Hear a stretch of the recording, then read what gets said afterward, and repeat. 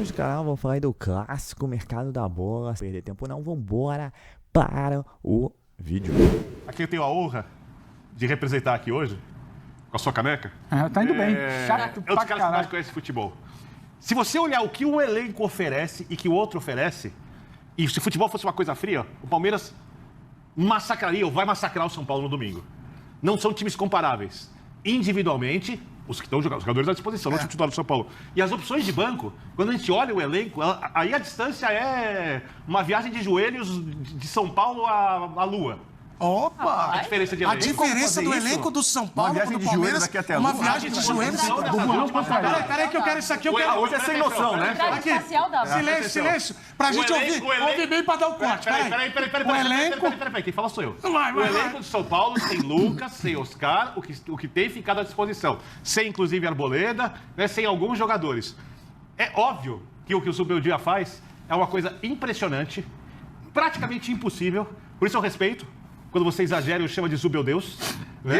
E o trabalho hoje do Zubeldia, ele pra mim é o melhor que tem no estado de São Paulo e talvez no A país. diferença Não, do na América- elenco, na a América diferença todo do mundo. elenco do Palmeiras para o São Paulo é de como... Os jogadores que o Zubeldia teve à disposição no último mês, você falou pra Isso. pra botar no momento. Momento. Birner, o que você acharia Aí do vai, vai, Zubeldia na vai, seleção brasileira? Botaram na água aí, ó. Tá É o São Paulo sem Lucas. Onde o Palmeiras... Então deu Zubeldia. Pra você entender. Onde o Palmeiras joga com o Estevão, o São Paulo joga com o Ferreirão. Tá? Onde o Palmeiras tem 300 jogadores pra colocar por dentro, o São Paulo tinha o Alves. Bragantino, Luciano Bahia e quem Bahia mais? teve que pegar o São Paulo. Enlouqueceram, cara. Cruzeiro querem pegar o Ferreirão. De acordo... Você gostaria da seleção brasileira com o Zubeldeus? Abel Ferreira Não, e... deixa o Zubeldia no São Paulo. Mas aí você tá pensando só no Deixa São o Paulo. Zubeldia. Você tá sendo clubista. Tô na seleção pro bem da seleção brasileira. Quem era melhor, Zubeldia ou Abel Ferreira? Vai que eu tenho que mostrar o Eu tenho um time. vizinho É. que é completamente louco, e aí eu discordo dele, obviamente, que ele fala o seguinte. Pô, me passa o WhatsApp Eu vou aqui. te passar. Você pode doite. Pô, me Ele passa fala aí. que hoje em dia os Lá melhores de técnicos Higienópolis? do mundo são... Lá de Higienópolis? Santa Cecília. Não, o Birner mora em Higienópolis, tem vergonha de dizer. Ele fala que tem os melhores técnicos do mundo são... Terceiro, Luiz Henrique. Segundo, Pepe. Primeiro, ele sempre fala, Zubeldeus. Ah, vocês enlouqueceram. Tá nesse nível a coisa da... O Everton, Giai, Arboleda, Alan Franco, Piquerez. Eu tenho a última pergunta. Emiliano Martínez, Vocês votaram no Gustavo Alisson, Gomes contra o Estevão Arboleda. e Felipe Anderson. Eu tenho o último cara, Ferreira, Edu. André Sério, Silva Edu. e Luiz Zubeldia. Casares ou Leila? Não, vocês enlouqueceram. Casares ou Leila? Leila.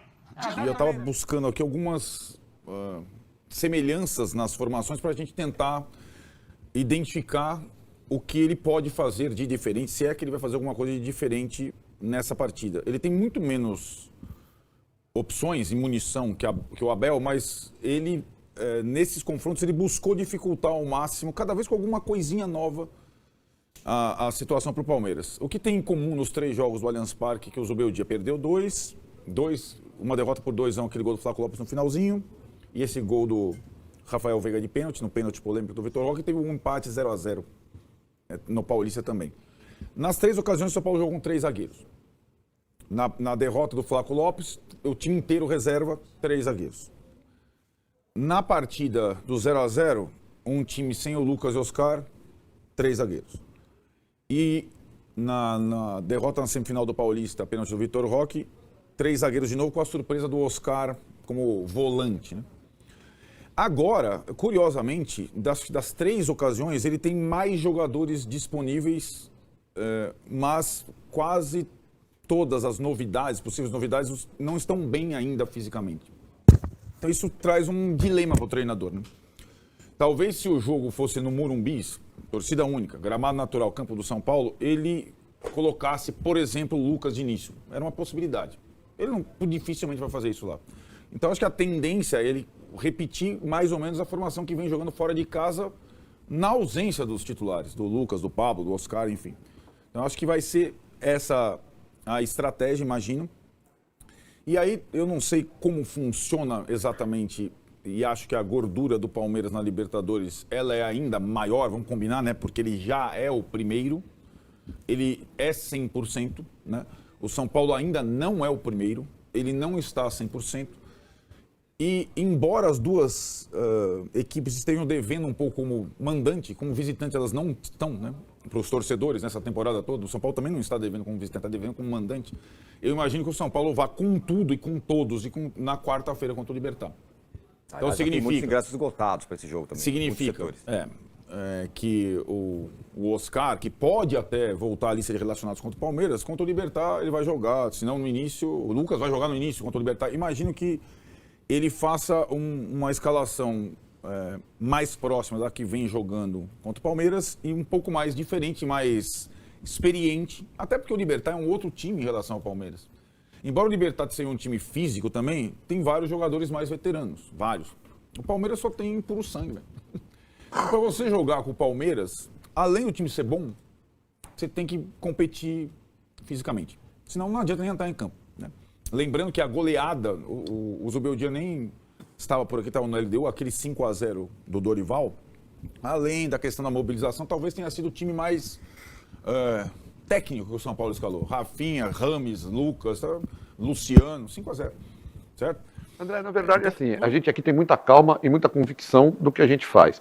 E quando o treinador compra essa ideia, fica tudo mais fácil. Então, os jogadores que a gente trouxe, a gente sabia que eles iam em algum momento render. O caso do André, o caso do Juan, o caso do Marcos Antônio. A gente sabia que os meninos da base também iam ter oportunidades. A gente preparou esse cenário.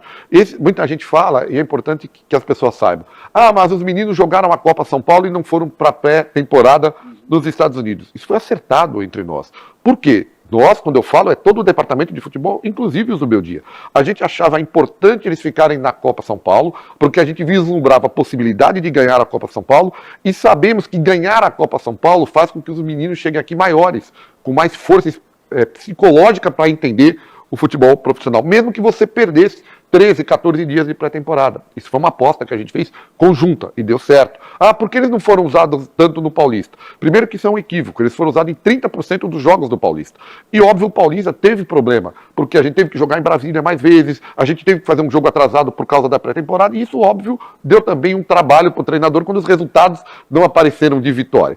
Mas estava tudo planejado, né? E os meninos foram ganhando espaço. Então, assim, quando a gente contrata os jogadores, a gente contrata com a convicção. A gente trouxe 4 atletas agora para o começo do ano, todos com convicção. O Enzo era terceiro reserva no River e tem jogado aqui. Trouxemos o Wendel, que está no momento de crescimento, de readaptação.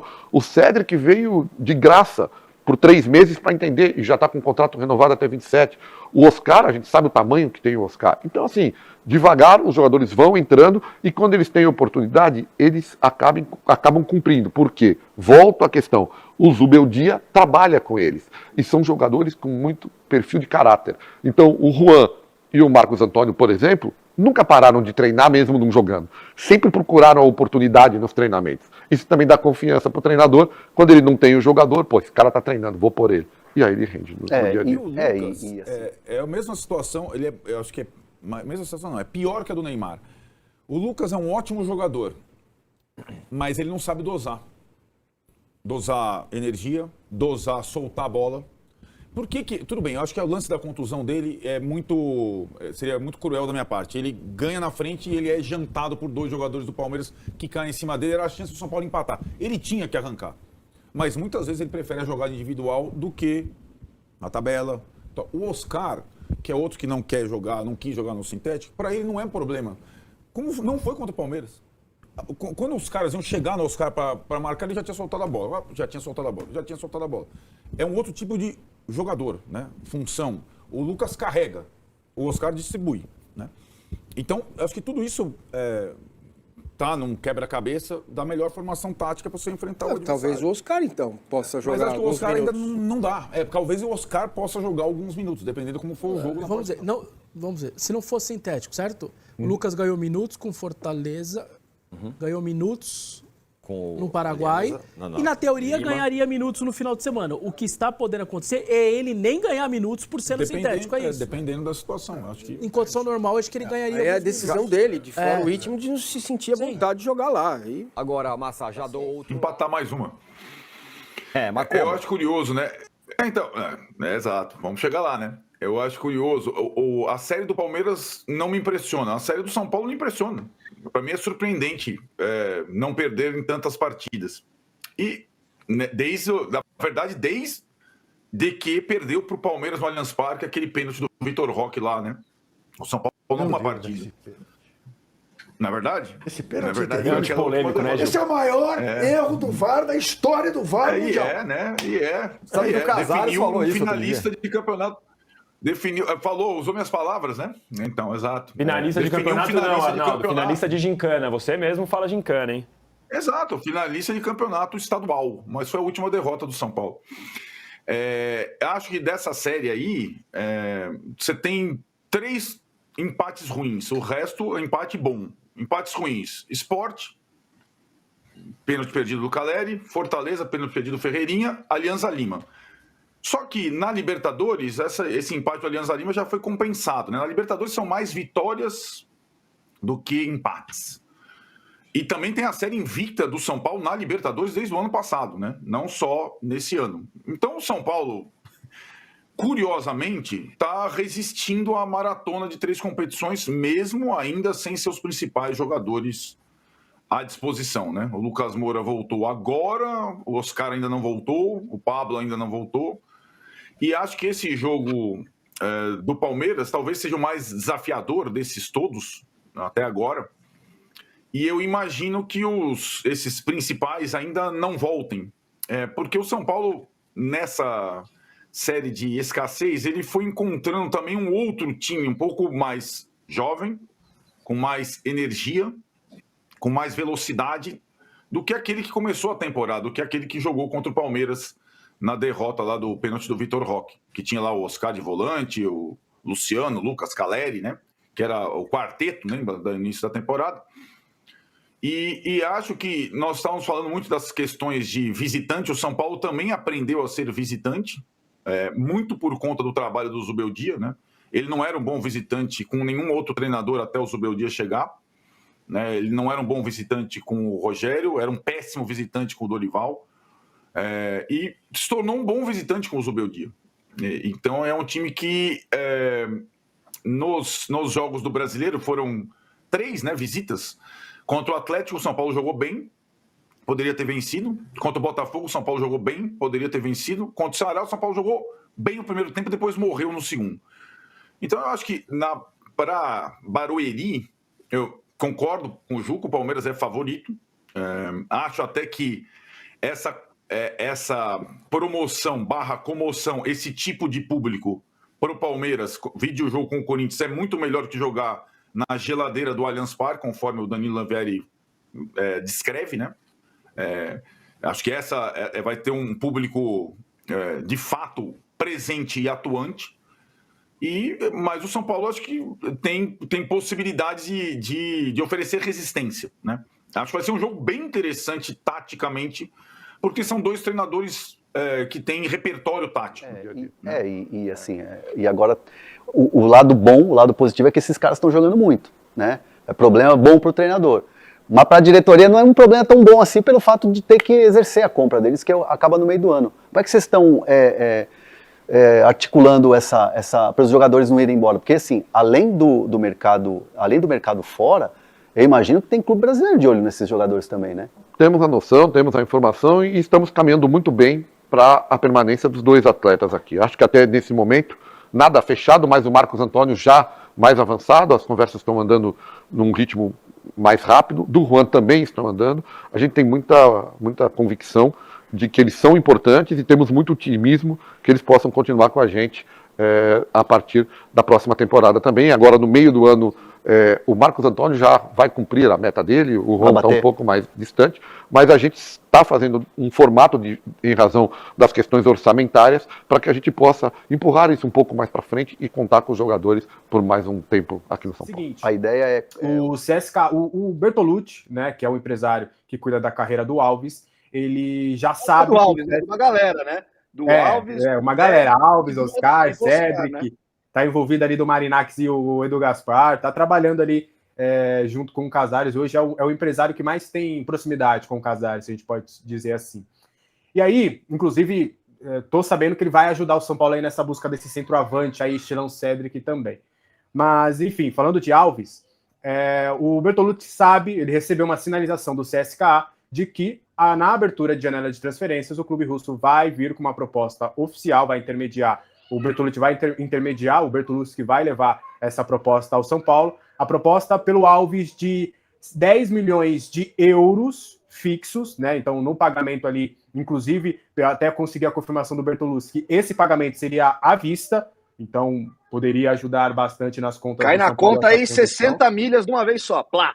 Exato. 60 milhas numa vez só, à vista, bonitinho. E aí teriam outros 5 milhões de euros que seriam com algumas metas estabelecidas. E aí não se sabe ainda essas metas, o próprio Bertolucci ainda não sabe, até porque essa proposta ainda está sendo formulada pelo CSKA antes de chegar ao São Paulo, o que daria ali 15 milhões de euros. Na cotação atual daria 98 milhões de reais, a gente arredonda para 100 milhões de reais. Que essa proposta, o Bertolucci, ele afirmou, vai chegar. E aí vai depender aí do São Paulo se vai querer ou não aceitar essa proposta. Até entrei em contato com o pessoal de São Paulo, falaram que é normal, que o Alves está valorizado, que eles sabem que devem chegar propostas para jogadores do elenco e que eles vão avaliar essa situação. Porém, o São Paulo trata com muita cautela a situação dos 3 meninos, porque teme também, por mais que o Casares tenha vindo a público falar na TNT que a venda do William Gomes foi positiva, pegou meio negativo ali essa venda do William Gomes. Então, eles entendem que para vender esses 3 jogadores, Ferreira, Alves e o Rian Francisco, tem que ser uma proposta bem convincente, uma proposta que de fato vai mudar as coisas no São Paulo. E porque o São Paulo entende que pode ter outras fontes de renda, porque o São Paulo está vendo o Antony valorizado, o São Paulo tem um percentual, agora tem o Cauê, que vai bater a meta. O Gabriel Sara, estão falando de Manchester City, São Paulo tem um percentualzinho também. O Diego Costa, inclusive, informação que a gente trouxe com exclusividade, aí fica também aqui no 3Z, o Diego Costa ele é destaque máximo ali no Krasnodar e já tem interessados na contratação do Diego Costa das 5 principais ligas do futebol europeu. O São Paulo tem 15%, já seria um valor um pouco maior. Então o São Paulo já meio que já está sabendo também que o Diego Costa pode ser uma venda ali na próxima janela. Então o São Paulo não deve aceitar em um primeiro momento, vai esperar para ver como é que vai ser essa dinâmica do mercado, mas fato é que o São Paulo ainda precisa vender. Então ali, como aconteceu com o William Gomes ali, a gente não vai vender, vai segurar, vai ter rodagem, só que aí foi chegando no final da janela, São Paulo não conseguiu, as sondagens pelo Bobadilla não se concretizaram, Ferrarese continuou ali, que todo mundo esperava vir uma venda, não veio, teve que apertar o calo, apareceu a proposta para o garoto, teve que aceitar. Então pode ser que aconteça essa mesma situação com o Alves, mas neste momento o São Paulo trata a situação com cautela, quer esperar a proposta chegar, e ela vai chegar, de acordo com as pessoas que trabalham com o Alves, ela vai chegar na mesa do São Paulo assim que abrir a janela, para depois tomar uma decisão melhor, Ale. Só me refresca a memória, Xará, o William Gomes foi vendido por 9 milhões de euros, não é isso? Perfeito, exatamente. Bom, Maurício, são valores parecidos, né? Aí, tudo bem, tem esse bônus aí que pode chegar a 100 milhões, mas o que tem na mesa, o que tem na proposta, na mão, entre aspas, são esses 10 milhões de euros vindos da Rússia.